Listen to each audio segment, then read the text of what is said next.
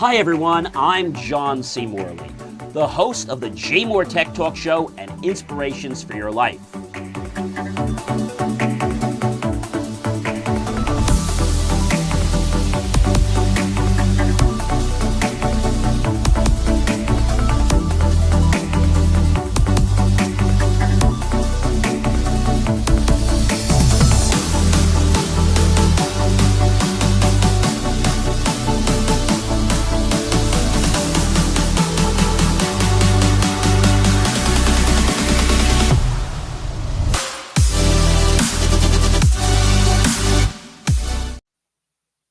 Well, hey everyone, it is John C. Morley here, serial entrepreneur. Welcome to the JMOR Tech Talk Show. But first, I'd like to wish everyone a very happy, healthy, safe, and wonderful 4th of July, Friday, and a very long weekend. I know some people are also taking off Monday and not going back till Tuesday, as we've given our staff as well that long break. So definitely hope that you will enjoy the show here.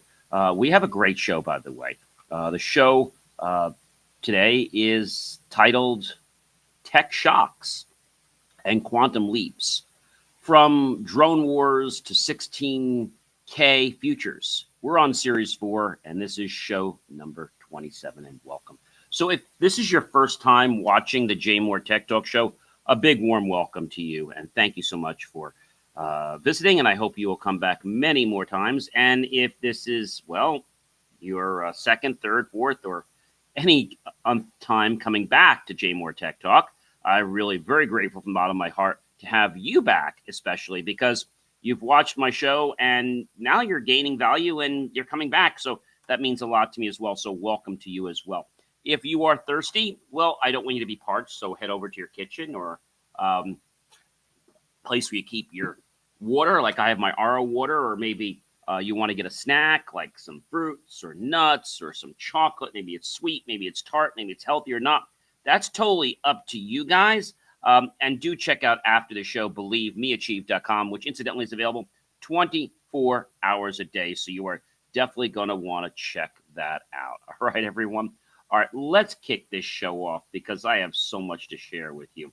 The JMOR Tech Talk Show, well, this is your front row seat, everyone, to tech's boldest moves. Welcome, once again, to the JMOR Tech Talk Show. I am your host, serial entrepreneur, podcast coach, engineer, video producer. I'm John C. Morley, and it is a privilege and pleasure to be with you. And I'm also a passionate, lifelong learner, and I love to share that with others. In this episode, I'm going to dive very deep into the cutting-edge stories that are shaping the digital landscape of our world. From drone warfare and AI battles to quantum computing and jaw-dropping display tech. Whether you're a tech lover like myself, an entrepreneur, or curious-minded person, this show brings you the trends that matter most. You don't have to be an engineer like myself. You can still appreciate the great information and insights that I provide here. So let's get into the very first topic, and that is Drone Blaster. Yes, that is a trademark, by the way, Drone Blaster, B-L-A-S-T-R. Disables drones with sound waves. Sonic defense takes flight. Imagine a world, guys, where drones can be stopped mid-flight, no missiles, no bullets, just pure sound. Crazy, right? Nope. That's reality. That's exactly what FRADB does. Fractal Antennas Drone Blaster does. That's what they claim it delivers. Using this patented type of acoustic resonance in sound waves, this tech shakes the rogue drones out of the sky with sonic, ultrasonic, and subsonic waves. It's a game changer for law enforcement, military, and border security, offering a safer, cost-effective way to protect our skies without collateral damage. I actually got to see one of these in use not too long ago, and the way it works is the drone is up there in the sky, and they have this big gun. It looks like a bazooka, but it's not. It's pretty big. And they aim it at the drone. And what happens is the drone just comes down right in that wavelength. So whatever controls it was having, it kind of like it blocks that, and the drone just comes straight down very safely on a field or pavement or what have you. So I think that's pretty cool, and that's definitely the future, guys. Is this new drone, let's say, stopping technology. So if you are someone who has a drone, I want to let you know that there are rules. Yes. If you use a drone for business, you must be FCC licensed. Now, I'm not going to get into all the hoopla of that on this show because that's a whole separate thing. The FAA has something that you need. It's called the FAA Remote Pilot Certificate, Part 107, to fly a drone commercially. The certificate proves you understand the regulations, operating requirements, and procedures for safe drone operation for work or business. The Part 107 license is necessary for various commercial applications, including photography, aerial mapping, inspections, construction, surveying, emergency management, and more. So to get a Part 107 license, you must be at least 16 years old, be able to read, speak, write, and understand English. Yeah, sorry about that. And be in a physical and very good mental condition to safely fly a drone. And you have to pass the UAG, the Unmanned Aircraft General Small Aeronautical Knowledge Test. You must register your drone with the FAA if it weighs more than 250 grams. All drones flown under Part 107 commercial purposes must be registered regardless of the weight. So let's just translate that for a minute.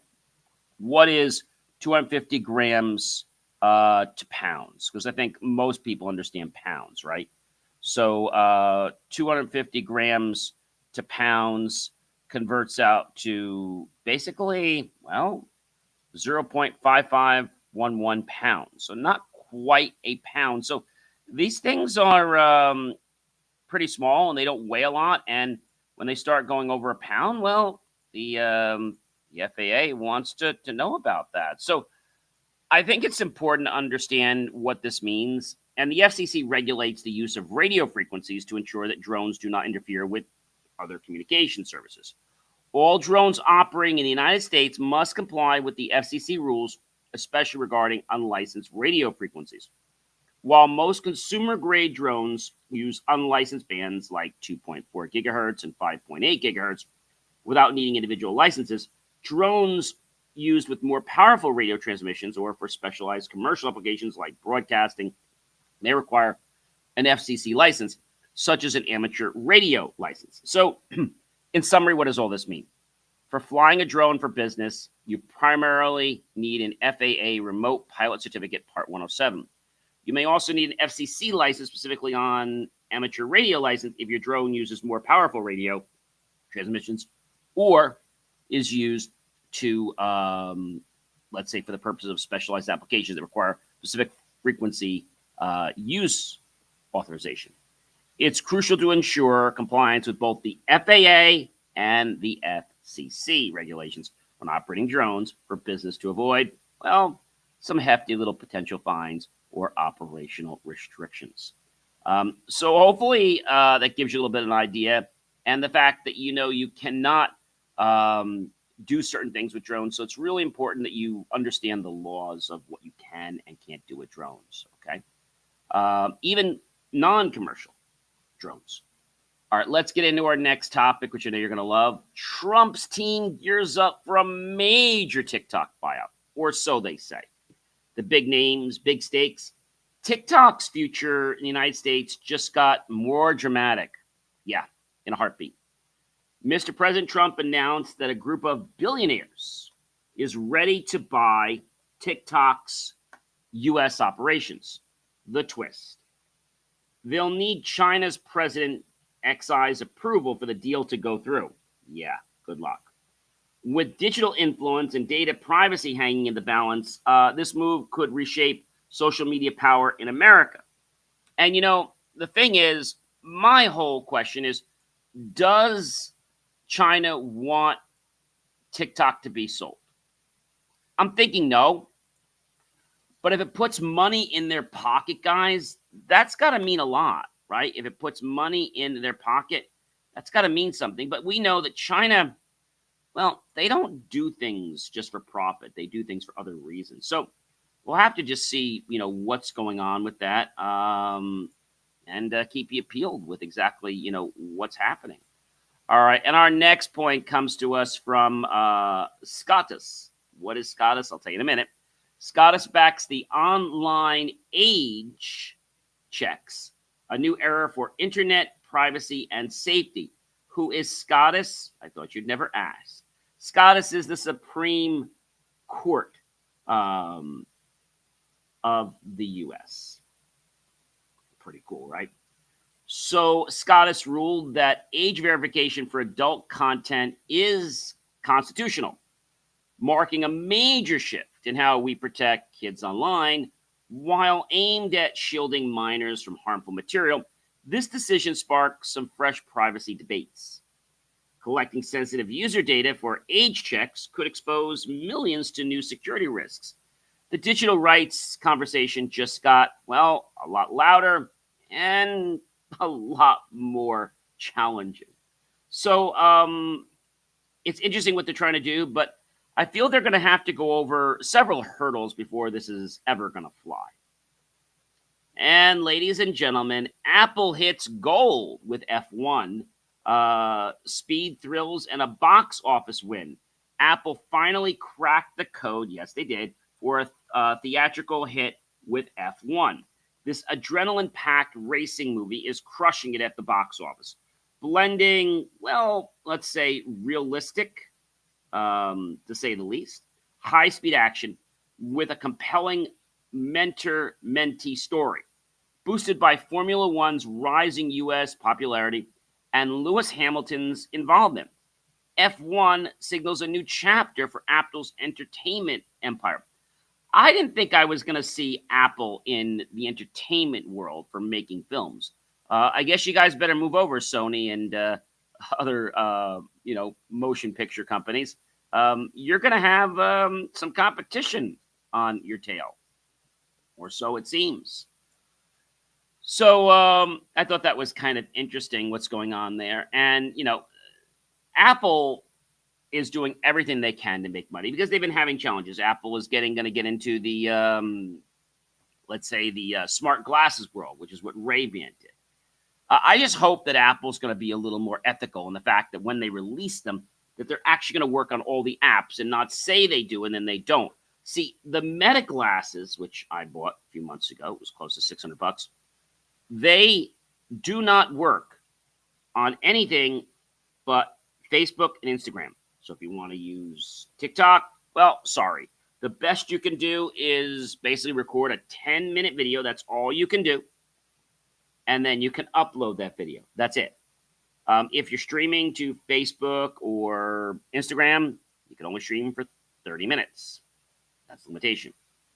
I think they got to do something about the battery life on these glasses. Again, I've only worn them a few times, but I did notice that the battery seems to drain on them rather quickly, and that could be, well, a downside. Authors are starting to push back, ladies and gentlemen, on AI demanding publishers protecting the human creativity. Writers are drawing the line on AI.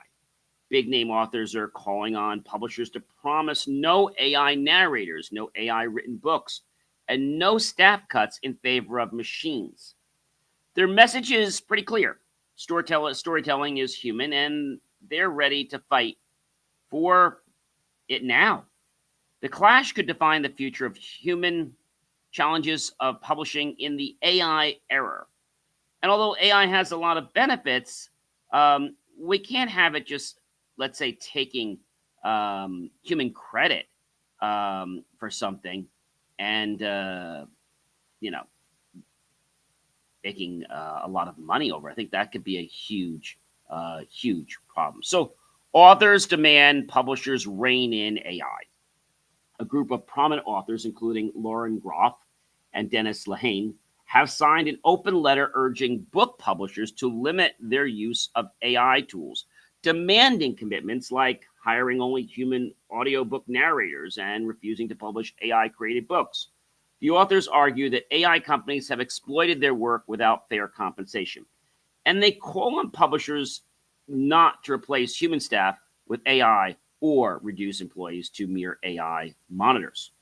The letter quickly gained over 1,100 additional signatures, reflecting growing industry concern, even as related lawsuits against tech firms over AI training data recently faced some legal setbacks. Now, we talked a little while ago about, yes, Amazon and what was it, the New York Times. How is that AI deal going? Well, we know that the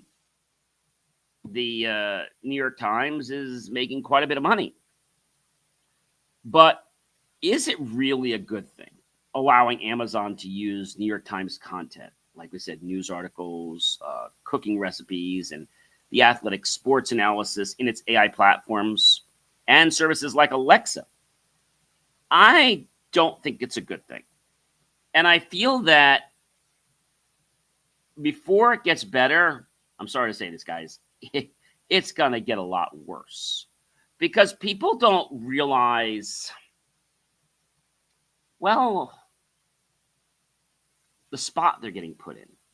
They don't realize how they're losing their choices.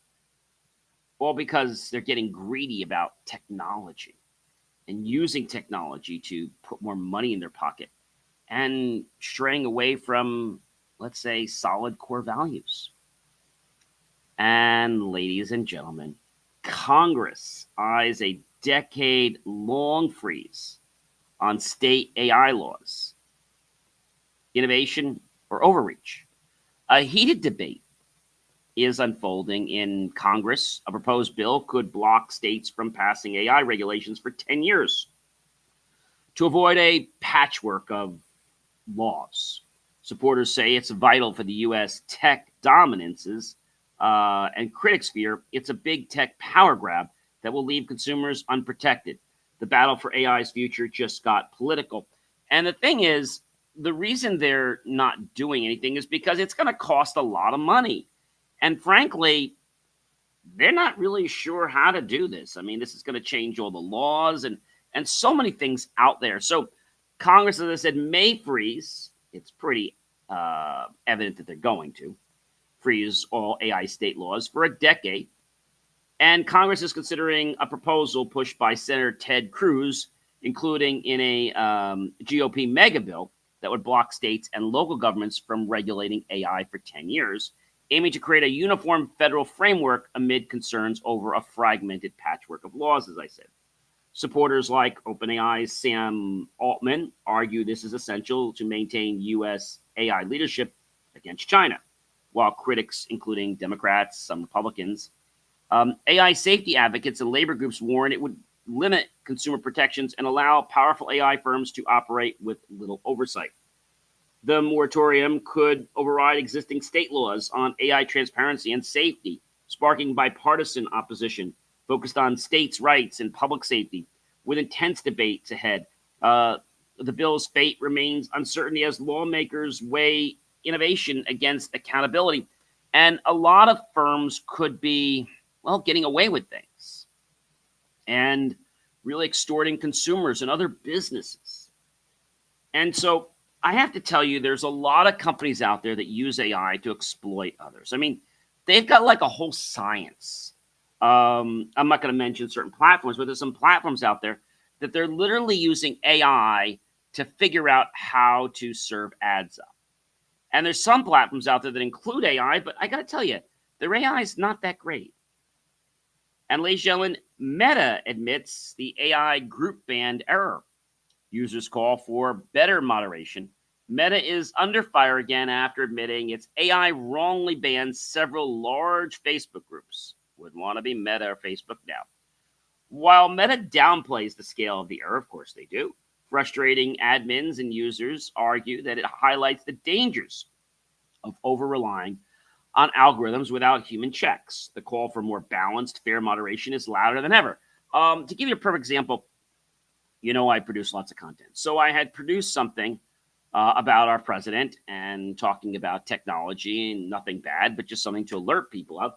And, TikTok had decided that I had gone against their quote-unquote community standards, but I didn't. So I clicked on the little button there to request an appeal. They said it could take 24 hours. Within about 8 to 9 hours, my video was restored. But this hopefully gives you a perfect example of how AI is messing up things. We can't just have an algorithm that has not been properly tested, hasn't been vetted, to run processes that are going to interact with people. That's a big problem. So as I said, Meta admitted to a technical error that wrongly suspended the Facebook groups, but they denied any widespread issue across its platforms. The group admits, and Instagram users reported being mistakenly flagged by AI systems for policy violations, with one actually meme group of 680,000 members briefly removed and later restored. Thousands have signed petitions and shared stories of account bans, blaming Meta's AI moderation and lack of human support. While Meta insists it uses both people and technology for enforcement and sees no spike in erroneous bans, critics argue that its AI tools and appeals process are basically failing users. And I can see this firsthand. When you need to talk to Meta, well, don't hold your breath, okay? The only way you get to talk to Meta is if you're an advertiser and you figure out how to navigate their convoluted site, which takes a few minutes, but if you've never done it, you probably will give up before you start. And then you get messaged back immediately on Facebook Instant Messenger, letting you know your case has been opened. They chat with you, then they ask you for a phone number, then within half hour to 4 minutes, somebody calls you back. They seem very nice. They talk to you, but their whole goal, guys, is to get you to spend more money. They don't seem to have an understanding of marketing. They don't seem to understand how their tools work. And when you ask them a simple question, well, they have to keep putting you on hold to check on things, or maybe getting back to you later because, well, they don't really have an answer. So they would just rather tell you they'll call you back. That's pitiful, Facebook. Pitiful, Meta. And ladies and gentlemen, Mr. Beast drops an AI tool after a severe backlash. Creators unite for fairness. Mr. Beast, the YouTube sensation everyone knows about, biggest star, learned that even well-meaning AI tools can cross the line sometimes. After creators accused his AI thumbnail generator of copying their work, Mr. Beast shut it down and encouraged hiring human artists. This moment underscores how creators are standing up for originality in the AI age, and I think it's interesting how this is starting to transpire. So again, Mr. Beast yanks the AI tool after the fan backlash. And Mr. Beast, for those of you who don't know, he is one of the world's top YouTuber currently. That could change. He removed his AI-powered thumbnail generator because of the backlash, and it was basically stealing content from other creators. He discovered this, he yanked the plug. So, big problem. Launching to help smaller channels, the tool lets users mimic existing thumbnails, sparking criticism from influencers like Point Crow and Jacksepticeye. They took the tool down, acknowledging he, quote-unquote, missed the mark. Mr. Beast did apologize. What else was he going to do? And he replaced the tool with links to hire human artists, saying he values the YouTube community and never intended harm. Well, is that how Mr. Beast really feels? Or is this just kind of like a Jekyll and Hyde moment? Or is it something he's doing to save face? Because let's face it, he has lots of followers. And we all know that once your reputation goes down, it doesn't come up that quickly, if at all, ever. And ladies and gentlemen, as we are getting ready later on today for 4th of July, something very interesting I thought you'd want to know. Drones are starting to patrol the skies here July 4th and beyond. Their hope is to catch illegal firework offenders in the act. Now, for the first time, several U.S. cities will be using drones to spot and fine illegal firework users this Independence Day today. With cameras, spotlights, and speakers, these high-tech patrols are serious about catching violators red-handed and issuing them fines. And we don't mean the ones that are $50 or $100. No, they're starting up a lot higher, and they say their fines may get up to $1,500 for starters. The message: the skies are being watched, and safety comes first, and it does come with a price. Are you prepared to pay for it? And not only is it going to be financial, you might lose your drone license, and there could be much more serious things that could happen to you. So again, drones are set to hunt the fireworks tonight, and the violators will be fined. As I said, it's the first time this July 4th, 2025, cities like Riverside, Hemet, and Brea will deploy drones to catch illegal fireworks violators using cameras, as I said, spotlights, and loudspeakers. They are going to be not only issuing them that night, but a lot of them will be mailed. That's pretty cool, right? Going to get a mail with a citation in it. And they're going to go directly to property owners. So if there is a drone that's operating, well, at your house, and that drone is not yours, but you have family members that are running that drone, well, unfortunately, you're going to get the fine, and you're going to have to give it to your cousin, your brother, your sister, or your brother-in-law or mother-in-law, or whoever it is, because, well, you're responsible because it's on your property.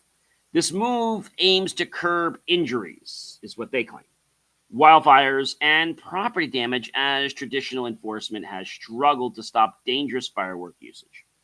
With officials saying drones will help catch violators who think they're unseen. I think they're trying to move to another way. Now, notice they didn't say anything about fining people for using drones. They said they're going to use drones to help people with illegal fireworks. Now, we all know that a lot of places for safety have started to deploy, well, drone fireworks. And these fireworks are not the kind that we're talking about that they want to prevent. These are the kinds that use lights and LEDs. These are not very harmful. But I'm wondering if enough people turn to that and the skies become, I don't know, a little bit too crowded, will they start issuing fines to people because they're flying drones without a license? I wonder about that. All right. And as we're getting ready to, let's say, paint the skies with some very vibrant colors and arrays of different designs, the question that always comes to me, John, is how do you photo these things and look like a pro? Well, you can do it. Snap jaw dropping July 4th shots are not hard. Couple tips. Good to have my water there. I was having some pretzels before, and sometimes that salt just kind of gets up out of nowhere. Anyway, so capturing great fireworks photos with your smartphone this 4th of July today is easier than you thought. With a few simple tweaks, you can avoid blurry streaks. You can keep your phone steady using a tripod or a solid surface, and turn off the flash, which won't help, by the way, with distant fireworks. And you could also get like a gimbal like I have. You don't have to get the one I have, which was like $800 or $900. You can get a cheaper one for a couple $100 just to help you hold the camera straight, and even be able to move around and still keep things very smooth. Now, you can use night mode or set a longer exposure lock, focus on infinity, and try burst mode to catch perfect moments. You can skip digital zoom, you can get closer, or you can crop later. And you can consider us possibly using 4K video to grab more crisp stills afterward. With the right setup and a clear smudge-free lens, you can snap fireworks that dazzle both in the sky and on your screen. You can make those into reels. You can print them out. There's so many things you could do with them. But when somebody asks me, John, how do you get ready for, fireworks? One thing, you don't want to be too close, okay? You want to make sure that you have the ability to zoom in enough. So if you aren't using your iPhone, you're using a typical camera that's able to take digital pictures. You want to make sure that you have the right lenses. And so, like I talked about lighting, you have to make sure you have the right angles. So if you've never taken pictures of things in the sky, I tell you now, and I know it's kind of late because it's going to be going off very soon. I tell you that it's about, practicing how to use the camera pointing in the sky. Because if you've never done this before, well, it's going to be very hard. Holding the camera up, that's why I recommend getting that gimbal. I mean, that's a really, really, really, really good thing. And ladies and gentlemen, NetChoice sues Arkansas's and free speech clash over social media laws. So the tech trade group NetChoice is suing Arkansas over a tough new laws that are getting pushed out to limit social media features and open platforms to, lawsuits. They argue the rules violate free speech and are too vague to enforce fairly. This case could set a major precedence for digital rights across the United States. But it's only the beginning, guys. And so, this law that NetChoice is suing Arkansas over, the two new social media laws that restrict content and allow parents of children who have died by suicide to sue the platform. This is nuts. The law was signed by government official Governor Sarah Huckabee Sanders, requiring age verification and banning platform features deemed addictive or harmful, and imposing fines on companies. So NetChoice argues the laws are, vague, overly broad, and unconstitutional, noting previous similar laws in Arkansas and other states were struck down by courts. The lawsuit challenges these new restrictions as an overreach that could limit, free expression and create enforcement challenges. So you have to remember something, guys. When you go to court, all right, and you've drawn up the contract, and the contract is very, very specific, and there's not like any room for interpretation, you're going to have the lower hand, and your, let's say, a defendant is going to have the upper hand, because the judges look at things that are meant to be like that. And so the judge will quickly strike to that and be like unconstitutional. It just won't hold up in court, right? And so a lot of these lawyers put these things together. You know why? Because they want to scare people. They want to scare people. And they figure if they scare enough people, then, it might put people out. I want to talk about a scare lawsuit real quick. It's kind of off topic, but I think it's kind of interesting. It's a scam where you get an email or a phone call saying, your trademark or business name is basically up and someone else wants it. So, again, the scam involves receiving fraudulent emails or calls falsely claiming someone is trying to register your trademark or your business name, often with a sense of urgency and threats of losing your rights if you don't act immediately. The goal is to trick you into paying fees or providing personal information to the scammers. Now, the thing you're going to notice about this, and I thought I would share this with you, is that these people that send it to you, they impersonate the USPTO, United States Patent and Trademark Office. They will say that they are from the USPTO. They'll use a similar logo, but it will not be the exact logo of the USPTO. And if you have not worked with them, you'll think that it's legitimate, but it isn't. They may claim that someone is trying to register a trademark similar to yours, or that you need to pay urgent fees to maintain the registration, or we're going to go ahead and let the other company file and you're going to lose it. Scammers create this sense of urgency and a panic in your mind, making you feel like, oh my gosh, you need to act now to avoid losing your trademark or your business name. Fake documents and websites. They might include fake documents, invoices, or links to fraudulent websites that look like, well, real official United States Patent and Trademark Office sites. Scammers may ask for payment or fake services to expedite your registration, often demanding payment via wire, transfer, or cryptocurrency. They may also ask for personal information such as your date of birth or social security number under the guise of verifying your identity or completing a registration. Some red flags to watch out for: sense of urgency. Any communication that creates a false sense of urgency or demands immediate action should be treated with extreme caution. Plus, a lot of them don't even provide, let's say, a valid phone number. A lot of them don't even provide a phone number at all. And if you look at the email usually goes to some weird domain that doesn't even have a website. Like, that's a big red flag. Or a Gmail. Be wary of requests for fees that are not standard United States patent and trademark fees, or fees that are significantly higher than usual. You can always go to their website and see what fees are and what services you get charged for.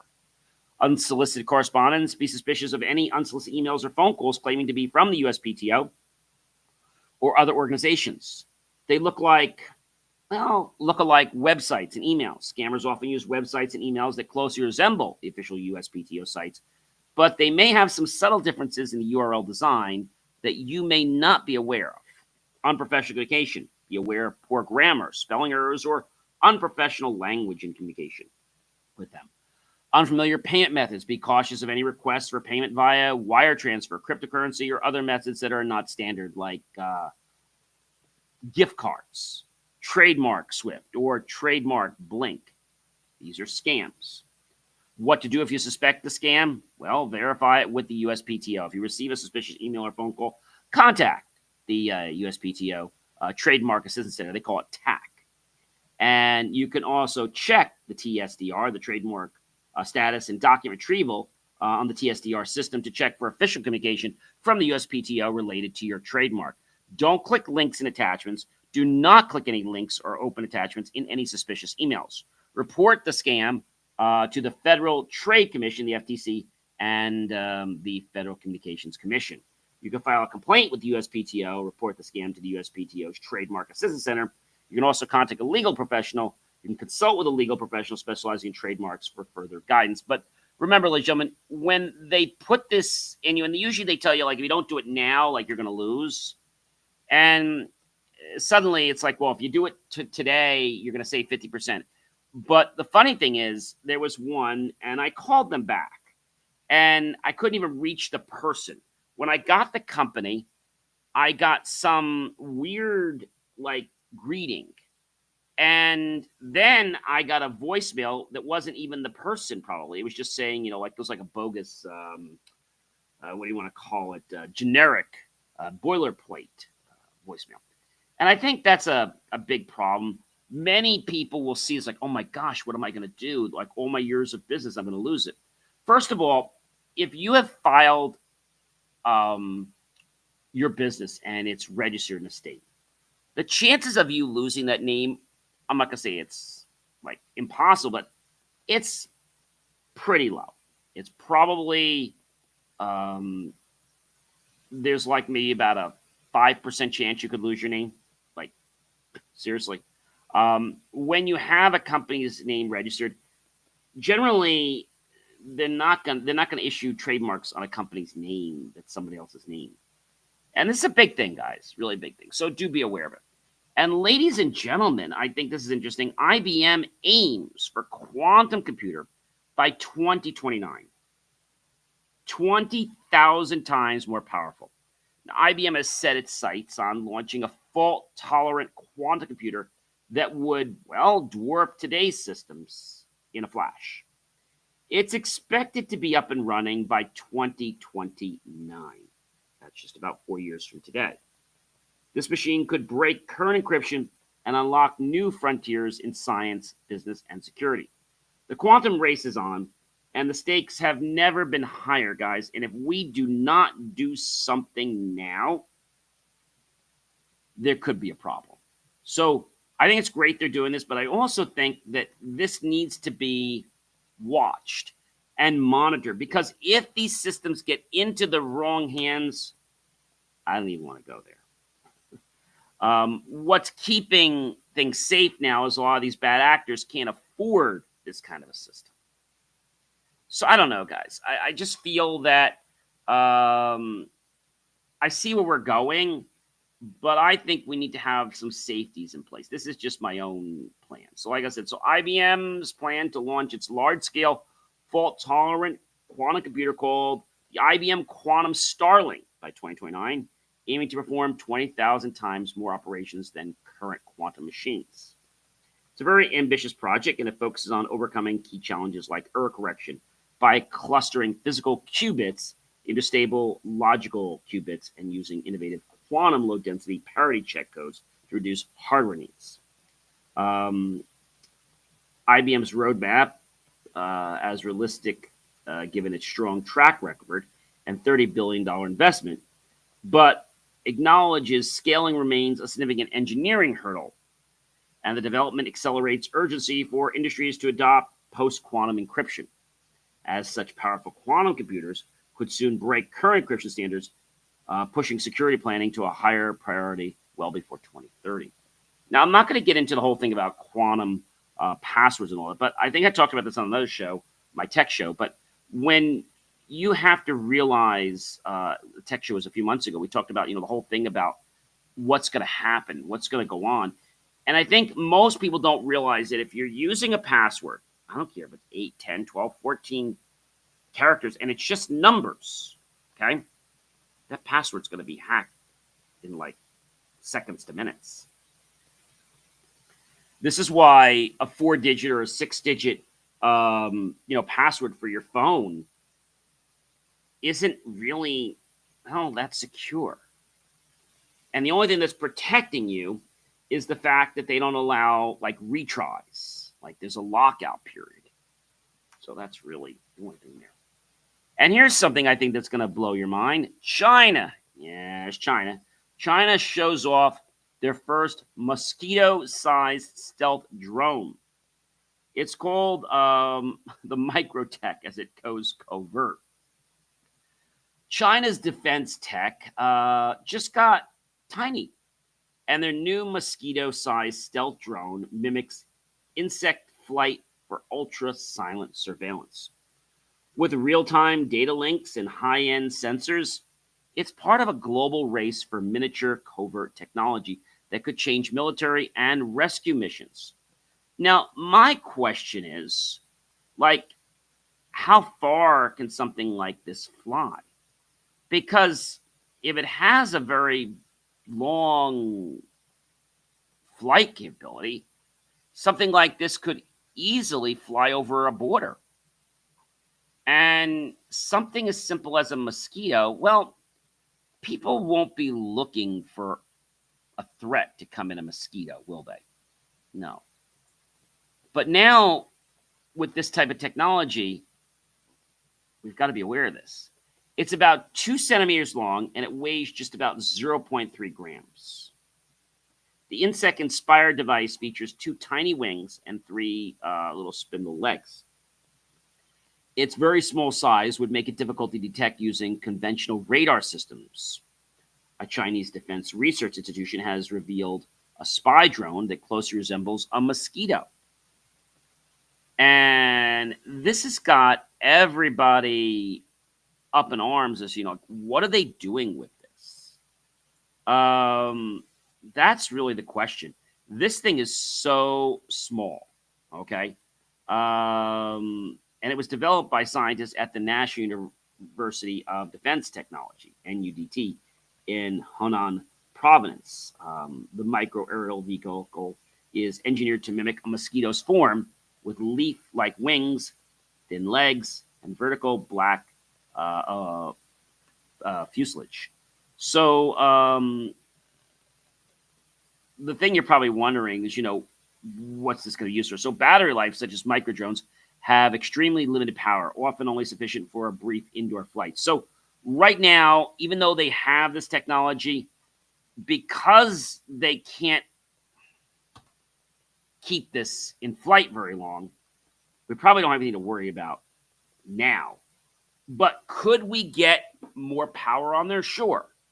I'm thinking that this device could eventually become a device powered by solar. And something as simple as for every, sets of rays that come through, might be able to propel this thing for, I don't know, it could be maybe an hour, it could be 30 minutes. But that could be like a minute of sunlight could give it 30 minutes or 45 minutes. Like, plus it could always be a backup. But I feel the device is going to have to get a little bit bigger. And yes, they could add solar to this now, but there's still some challenges that have to definitely be, overcome. So this microdrone arms race is really alerting people. The breakthrough pushes forward the global microdrone arms race, joining other innovative models like Norway's Black Hornet and Harvard's RoboBee. While limited by power and payload constraints, such insect-sized drones promise major impact in military, disaster response, environmental monitoring, and medical fields. That's pretty amazing. So if there's a site that they want to check and they suddenly just launch these, right, and they only need to have them there to check something which might maybe only take 5 or 10 minutes, and they have a 30-minute flight time. The question is, how will these things respond outdoors, right? Will they get knocked off their course? Do they have GPS built into them? There's lots of questions. I think it's interesting, but I think it's something we need to keep our eyes on. It's something that the United States hasn't done something like this yet. Will we? I don't know. But I think this is definitely opening up a lot of people's eyes. The ability to gather information without detection challenges current legal and ethical frameworks. And China's mosquito-sized drone, as I said, is part of the DARPA's thing with the RoboBee and things like that. And while the current NUDT prototype remains a lab demonstration, it's a glimpse into a future where spycraft warfare and intelligence gathering are measured not in missiles and tanks, but in millimeters. And as they say, milligrams, because that's how they measure back then. I think what they're doing is kind of amazing, right? The fact they're able to do this on a small scale. Now, if we're able to take this on a small scale, and we're able to, let's say, take this scale, and let's say even triple it, or 10 times it, that could give us a lot more capability. Now, yes, the stealthness wouldn't quite be there, but there's other ways they can get around that, right? Pretty cool. And our last story for today, July 4th, is going to be a really good one, and that is HDMI 2.2 double speed, 16,000 ready for displays coming soon. HDMI 2.2 is here.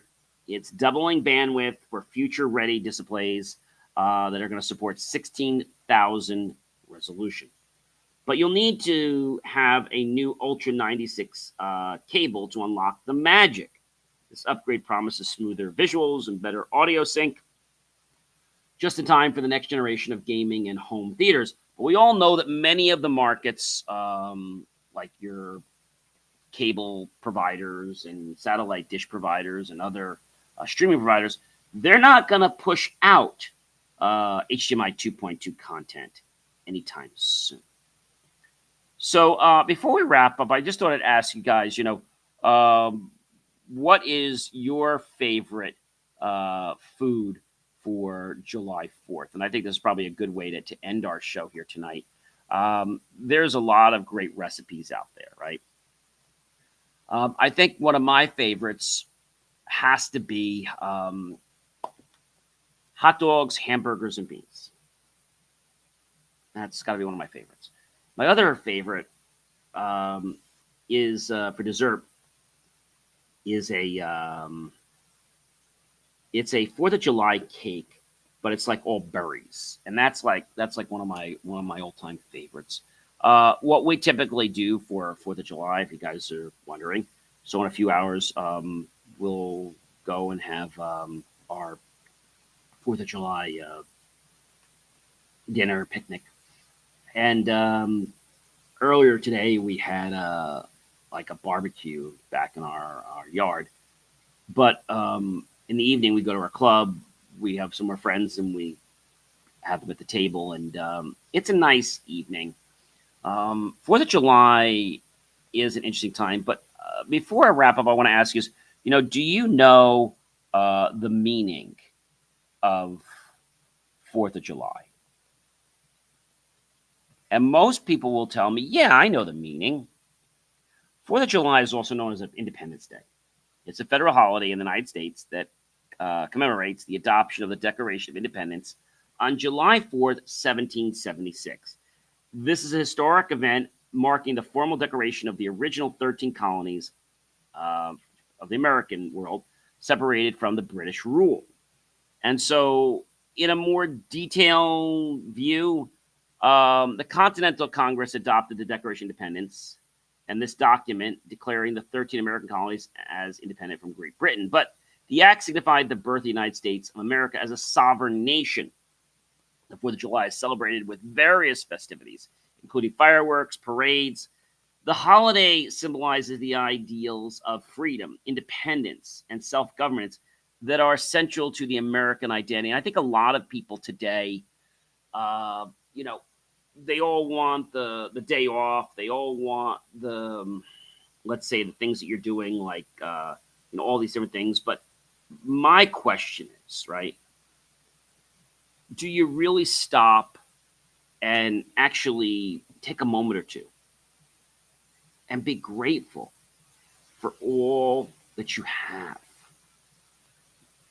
For the fact that you are free, for the fact that you can do so many great things, all because of the things that our forefathers did for us, right? A lot of great foods are things like flag-inspired treats, right? That's always a very, very popular one, is the flag-inspired treats. So there's like you can do a holiday spread, and that's a great thing. And you can decorate it like with stars and stripes and things like that. There's flag cake, which is like just a regular kind of sponge cake with some, let's say, some different food coloring in there, and then some like a cream on the top with some fresh strawberries. There's an American flag Capri salad. That's an interesting one. Okay. Very easy to make. It's mozzarella cheese, Capri salad, decorating a parchment-lined cutting board with purple potatoes, grape tomatoes, and bonici.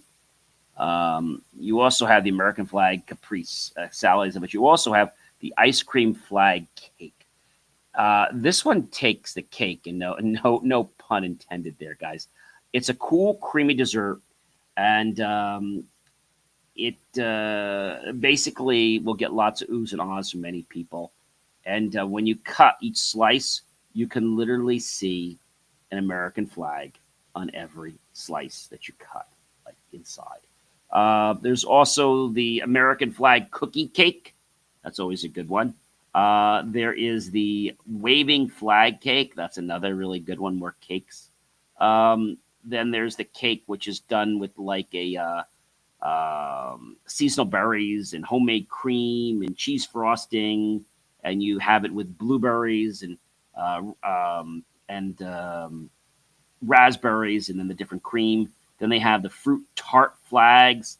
That's a pretty cool one. The fruit tart flags, guys. That's like the flag, but it's all done in little tarts, like the way it's done.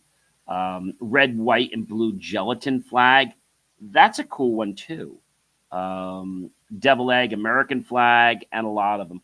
Guys, I would really love to hear what you do to celebrate your 4th of July, what type of food you have, or maybe even telling me what type of technology you have that helps you get this out to your friends and your family a lot easier. So as we close today, again, I want you to really be grateful for the season, for the fact that you're alive, for the fact that you're with great family and friends, and just grateful that you're here, that you're alive, that you can celebrate, and that you have freedom, and that you have choice.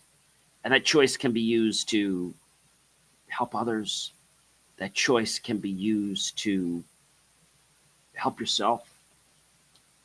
That choice can be used to put a smile on somebody's face. And I want to ask you this 4th of July, if you haven't already done it, take a moment or two to be selfless. Meaning, focus on somebody else. Give them some gratitude. And I think you'll actually feel great too. Ladies and gentlemen, I take this moment to wish you a very happy, healthy, safe, wonderful 4th of July for the rest of today, and a very wonderful, amazing, relaxing, fun weekend with your family and friends. And I hope that this 4th of July is the best one for you and your loved ones ever. Be sure, ladies and gentlemen, to check out BelieveMeAchieve.com. Why? For more of my amazing, inspiring creations. That's short form content. That's long form content. That's articles and so much more. 4th of July is all about celebrating. Remember, when we celebrate, we need to understand not just the small wins, because they're important just as well as the big wins.